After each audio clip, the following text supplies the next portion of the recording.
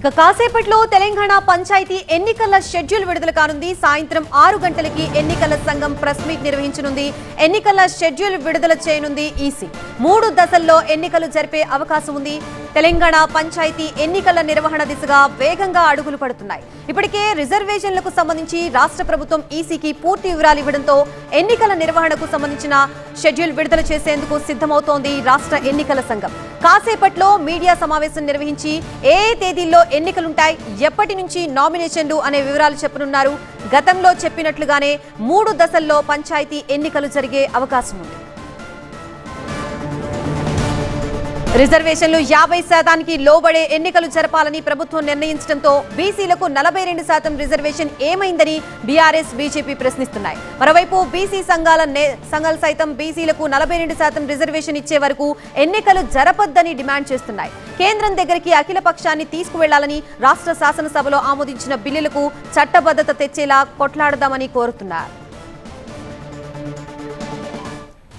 ఇదే అంశానికి సంబంధించి మనకి పూర్తి అప్డేట్స్ ఇవ్వడానికి మా ప్రతినిధి ఎలెందర్ సిద్ధంగా ఉన్నారు. ఎలెందర్, పంచాయతీ ఎన్నికల నేపథ్యంలో ఎస్ఈసీ అరేంజ్మెంట్స్ ఏ విధంగా ఉన్నాయి, పూర్తి డీటెయిల్స్ ఏంటి?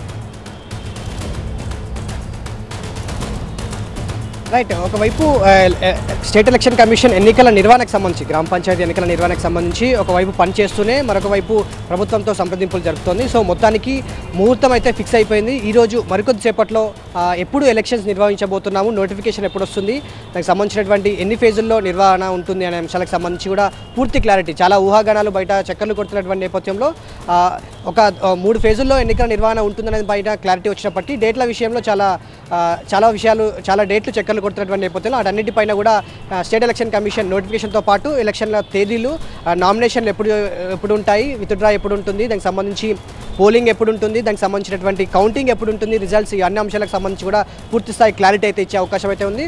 సో ఎప్పటి నుంచో కోర్టులో ఈ అంశం నానుతున్నటువంటి నేపథ్యంలో ఇప్పటివరకు ఎలాంటి రెస్పాండ్ అవ్వని స్టేట్ ఎలక్షన్ కమిషన్ రిజర్వేషన్ల విషయంలో కోర్టు తప్పుపడుతున్నటువంటి అంశం ఏదైతే ఉందో 50% లోబడే రిజర్వేషన్ల అంశం ఉండాలనే ముందు నుంచి చెప్తున్నప్పటికీ సో ఆ అంశం పైన ఒక క్లారిటీ వచ్చింది. ప్రభుత్వం 50% లోబడే సుప్రీం గైడ్లైన్స్ ప్రకారమే మేము వెళ్తున్నాం కాబట్టి సో ఎలక్షన్ నిర్వహణకు సంబంధించి మాకు అడ్డంకులు ఏం లేవు అనేది ప్రభుత్వం గ్రీన్ సిగ్నల్ ఇవ్వడంతో ఎలక్షన్ నిర్వహణ అయితే ప్రస్తుతానికైతే సదాగా జరుగుతుంది. సో మరికొద్దిసేపట్లో దీనికి సంబంధించి పూర్తి వివరాలు అయితే స్టేట్ ఎలక్షన్ కమిషనర్ రాణి కొమితిని ప్రకటించనున్నారు. సో 3 దశల్లో ఎన్నికల నిర్వహణ ఉండనుంది.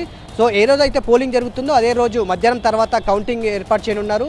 సో దాదాపుగా 545 మండల కేంద్రాల ద్వారా 12,760 గ్రామ పంచాయతీలకు సంబంధించి ఎన్నికలు జరగనున్నాయి. 1,13,000కు సంబంధించినటువంటి వార్డులకు ఎన్నికలు నిర్వహించనున్నారు. సో గుర్తుల కేటాయింపు దగ్గర నుంచి ఎన్నికల సిబ్బంది నియామకం, భద్రతా ఏర్పాట్లు, అన్ని అంశాలపైన ఇప్పటికే జిల్లా కలెక్టర్లతో అదేవిధంగా అబ్జర్వర్లతో ఇప్పటికే పలుమార్లు మీటింగ్ పెట్టినటువంటి స్టేట్ ఎలక్షన్ కమిషన్ వాళ్ళందరికీ కూడా దిశానిర్దేశం చేసింది. రిజర్వేషన్ల అంశంలో కూడా గ్రామాల్లో ఉన్నటువంటి ఆశా వాళ్ళందరికీ కూడా క్లారిటీ వచ్చినటువంటి నేపథ్యంలో ఇప్పటికే గెజిట్ ఏదైతే జిల్లాల వారీగా కలెక్టర్లు ఖరారు చేసినటువంటి రిజర్వేషన్ల గెజిట్ ఏదైతే ఉందో ఇప్పటికే పబ్లిష్ అయింది, పోర్టల్లో ప్రచురించడం జరిగింది. అన్ని అంశాలు కూడా ఎస్ఈసీకి చేరినటువంటి నేపథ్యంలో ఆశావాహుల్లో కూడా ఎవరు పోటీలో ఉండాలి అనే అంశాలకు సంబంధించి కూడా గ్రామాల్లో ఇప్పటికే చర్చలు మొదలైనటువంటి నేపథ్యంలో ఇటు పార్టీల పరంగా కూడా తమ అభ్యర్థులను ఎంపిక చేసుకోవాలి. అన్ని వార్డుల్లో అన్ని గ్రామ సర్పంచులకు సంబంధించి పోటీలకు మన అభ్యర్థులు నిలబడాలి. సో వారి గెలిపే లక్ష్యంగా పార్టీలు పనిచేయాలని చెప్పేసి అన్ని ముఖ్యమైనటువంటి పార్టీలు కూడా కార్యకర్తలకు దిశానిర్దేశం చేస్తున్నాయి. సో ఓవరాల్గా ఇప్పటి నుంచి మరొక గంట సేపటి అంటే ఇప్పటికే చర్చ మొదలైంది కాబట్టి ఈ రోజు నుంచి కూడా గ్రామాల్లో ఒక ఎన్నికల వాతావరణం అయితే మొదలైందనే చెప్పుకోవాలి.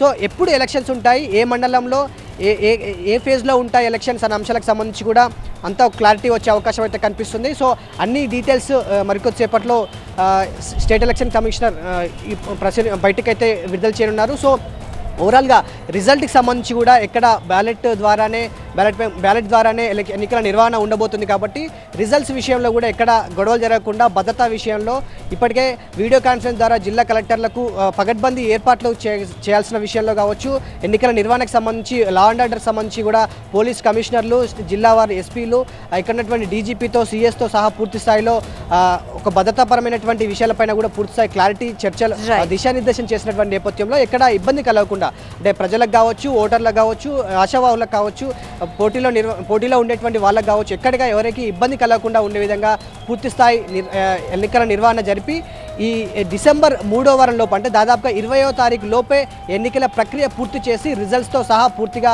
కంప్లీట్ చేయాలనేది ఎన్నికల కమిషన్ నిర్ణయించింది. సో దానికి అనుగుణంగానే ఇప్పటికే కసరత్తు అంతా పూర్తి చేసింది. ఆ కసరత్తుకు సంబంధించినటువంటి డీటెయిల్స్ అన్నీ కూడా మరికొద్దిసేపట్లో ఎన్నికల కమిషన్ విడుదల చేయనుంది. Right, thank you.